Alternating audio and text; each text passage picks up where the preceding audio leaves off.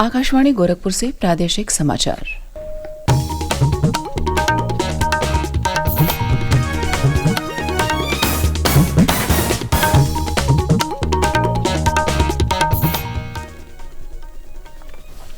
नमस्कार, समाचार बुलेटिन के साथ मैं शिवानी अरोरा। पहले मुख्य समाचार।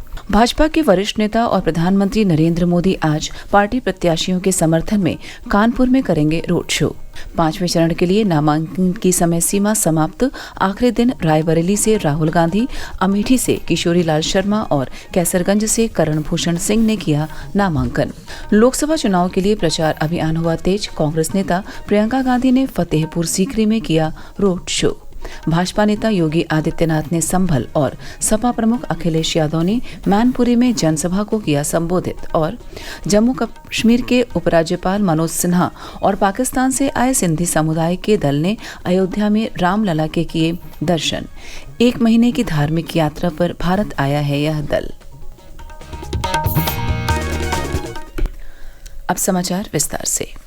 भाजपा के वरिष्ठ नेता और प्रधानमंत्री नरेंद्र मोदी आज कानपुर लोकसभा सीट से पार्टी प्रत्याशी रमेश अवस्थी और अकबरपुर लोकसभा सीट से पार्टी प्रत्याशी देवेंद्र सिंह भोले के समर्थन में कानपुर में रोड शो करेंगे। श्री मोदी गुरुद्वारे में माथा टेक कर रोड शो की शुरुआत करेंगे। रोड शो के मद्देनजर यातायात व्यवस्था में बदलाव किया गया है। साथ ही सुरक्षा को देखते हुए कानपुर पुलिस कमिश्नरेट क्षेत्र में ड्रोन उड़ाने पर पूरी तरह प्रतिबंध लगाया गया है। कानपुर के अपर पुलिस आयुक्त हरीश चंद्र ने बताया कि प्रधानमंत्री के प्रस्तावित रोड शो के मद्देनजर सुरक्षा व्यवस्था बनाए रखने के लिए कानपुर नगर क्षेत्र में धारा 144 लागू की गई है।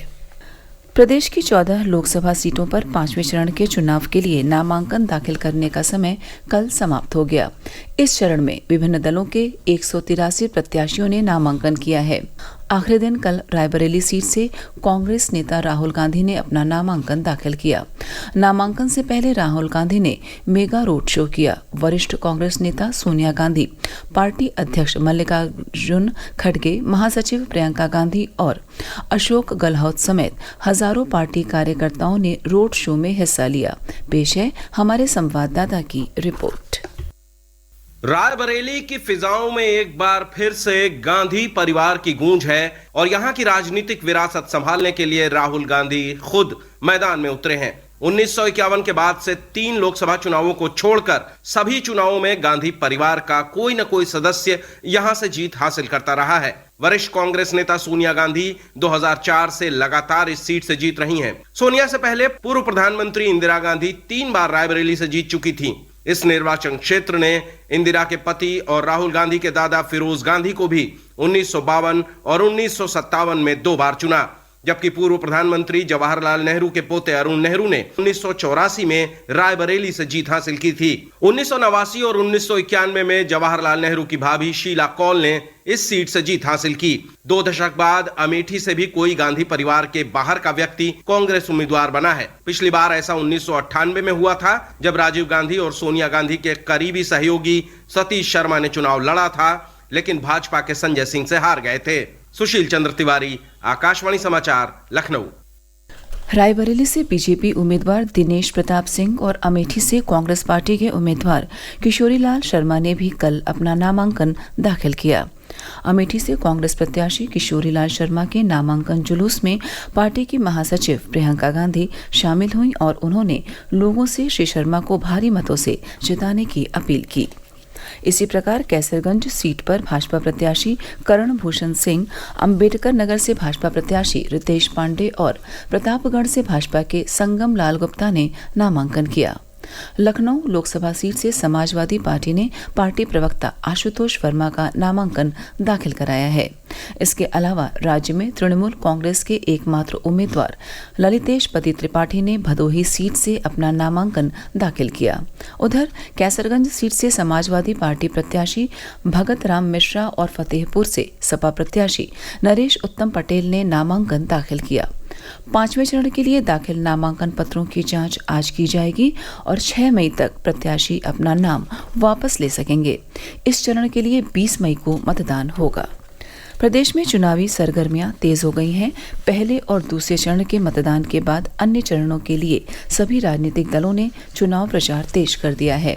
इसी क्रम में कल कांग्रेस नेता प्रियंका गांधी ने फतेहपुर सीकरी लोकसभा क्षेत्र के फतेहाबाद इलाके में पार्टी प्रत्याशी के समर्थन में रोड शो किया। भाजपा के वरिष्ठ नेता और मुख्यमंत्री योगी आदित्यनाथ ने संभल, बदायूं और आंवला में पार्टी प्रत्याशियों के समर्थन में जनसभा को संबोधित किया। संभल में श्री योगी ने कहा कि विपक्षी दलों का गठबंधन देश हित का नहीं बल्कि स्वार्थ का गठबंधन है। उन्होंने कहा कि प्रधानमंत्री नरेंद्र मोदी के नेतृत्व में देश में हर पात्र नागरिक को जाति, मजहब और भाषा से ऊपर उठकर योजनाओं का लाभ दिया जा रहा है। उधर सपा प्रमुख अखिलेश यादव ने मैनपुरी लोकसभा क्षेत्र के करहल में पार्टी प्रत्याशी के समर्थन में जनसभा को संबोधित किया। सपा प्रमुख ने कन्नौज में जनसभा को संबोधित करते हुए कहा कि सरकार बनेगी तो किसानों को एमएसपी का कानूनी अधिकार मिलेगा, साथ ही किसानों का कर्ज माफ किया जाएगा। प्रादेशिक समाचार आप आकाशवाणी गोरखपुर से सुन रहे हैं। यह समाचार बुलेटिन हमारे YouTube channel AIR news Gorakhpur और एक्स हैंडल AIR न्यूज़_GKP पर भी उपलब्ध है। जम्मू कश्मीर के उपराज्यपाल मनोज सिन्हा ने कल अयोध्या पहुंचकर श्री राम जन्मभूमि मंदिर में रामलला के दर्शन किए। उन्होंने हनुमानगढ़ी में पूजा अर्चना भी की। उन्होंने कहा कि प्राण प्रतिष्ठा समारोह में वह नहीं आ सके थे, इसीलिए दर्शन के लिए आए हैं। इसके अलावा पाकिस्तान से सिंधी समुदाय के एक दल ने भी कल अयोध्या में रामलला के दर्शन किए। सिंध प्रांत का यह दल भारत की एक महीने की धार्मिक यात्रा पर है। पाकिस्तान से आए इस दल के सदस्यों ने कहा कि रामलला के दर्शन करके बहुत अच्छा लगा। लोकसभा चुनाव के तीसरे चरण में प्रदेश की 10 सीटों पर 7 मई को चुनाव होना है। इसमें राजनीतिक रूप से अहमियत रखने वाली बरेली लोकसभा सीट भी शामिल है। यह सीट भाजपा सांसद संतोष कुमार गंगवार के नाम से भी पहचानी जाती है।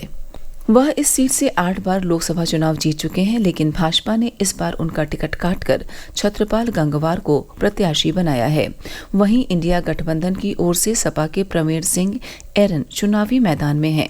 बसपा ने इस सीट पर छोटेलाल गंगवार को प्रत्याशी बनाया था, लेकिन उनका नामांकन निरस्त होने के बाद भाजपा और इंडिया गठबंधन के बीच सीधा मुकाबला होगा।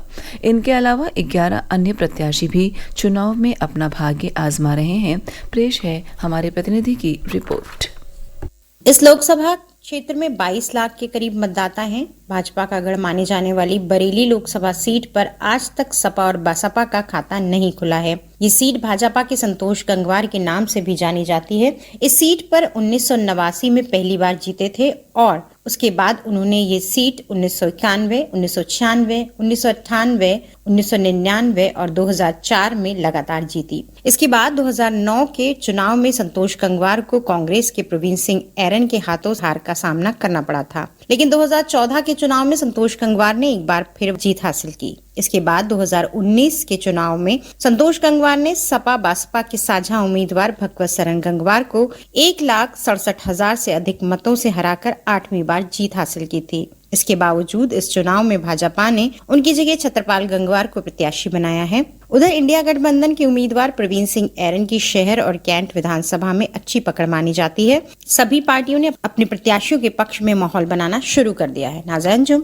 आकाशवाणी समाचार, बरेली। लोकसभा चुनाव के छठे चरण के लिए प्रदेश की 14 सीटों पर नामांकन प्रक्रिया जारी है।